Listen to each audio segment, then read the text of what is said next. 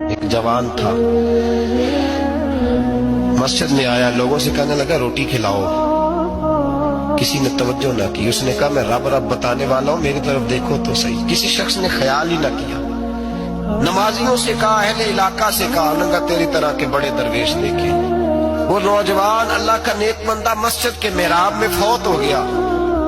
حضرت فضیل ابن عیاض کہتے ہیں امام صاحب نے اعلان کیا چندہ دو، کوئی لاوارث فوت ہو گیا، کفن دینا۔